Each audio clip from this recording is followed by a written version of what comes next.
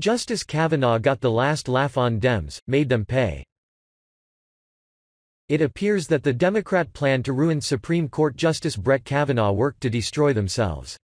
In a midterm election where the Democrats took back the House of Representatives, they missed the major prize of the Senate.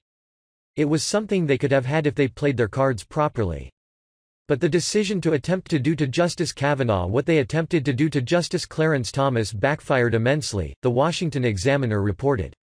Did Dianne Feinstein lose the Senate for Democrats by trying to turn the battle of Justice Brett Kavanaugh into a second Anita Hill-Clarence Thomas fight? The answer is most likely yes. Senator Feinstein, D-Calif, didn't intend this when she made the calculated decision to create the fiasco. But decide she did. She sat for more than 2 months on the letter that Christine Blasey Ford sent her. She released it only when Kavanaugh's hearings were over, so that a new, standalone hearing would have to take place. She refused Ford's request that she be allowed to testify in private and in California, as was her preference, making her instead come to Washington to participate in a day-long, nationally televised he-said-she said extravaganza.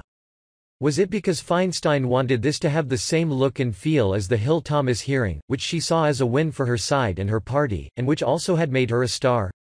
Do you support Justice Kavanaugh? If the Republicans won in the sense that Justice Clarence Thomas has served and still serves on the Supreme Court, a case can be made that the Democrats won even more. Liberal rage at the outcome made 1992 the year of the woman, empowered former President Bill Clinton and his lovely wife, Hillary, gave a rebirth and reboot to the feminist movement, gave the Democrats an issue to run on in perpetuity or at least until 1998 and the Monica problem, and, last but not least, brought in 4 new female senators, Feinstein among them. 2 of them are still in the Senate today, and 3 of them stayed a very long time. No wonder Feinstein remembered the experience as something good for her party and worth reliving. But although the script and the players both appeared similar, the conditions around them had become very different. Feinstein thought that the court fight would swell the blue wave and make it unstoppable. In fact, it was stopped in its tracks.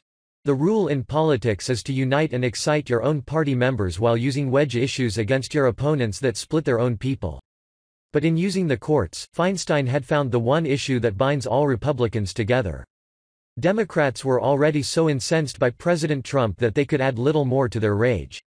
Polls on engagement, which favored Democrats by double digits when the hearings started, had evened out by the time they closed. Urged on by the press, which ran 9-1 against Kavanaugh, Democrats seemed to believe that the riots and screams inside the hearing hall proved that energy had been moving in their direction. Or at least, they thought so until the latest poll numbers proved otherwise. All of a sudden, Ford became a non-person, dropped down the memory hole once her usefulness ended. 25 years after the fact, Hill remained an icon for feminists, portrayed on the screen by a glamorous actress. But it took Ford less than a week to become an embarrassment. It might have been even better had the election taken place 2 weeks earlier, but enough had occurred already to halt the Democrats' momentum. Perhaps Feinstein should have sent the letter on to other members of the committee. Perhaps once was enough, after all. Facebook has greatly reduced the distribution of our stories in our readers' newsfeeds and is instead promoting mainstream media sources. When you share to your friends, however, you greatly help distribute our content. Please take a moment and consider sharing this article with your friends and family. Thank you.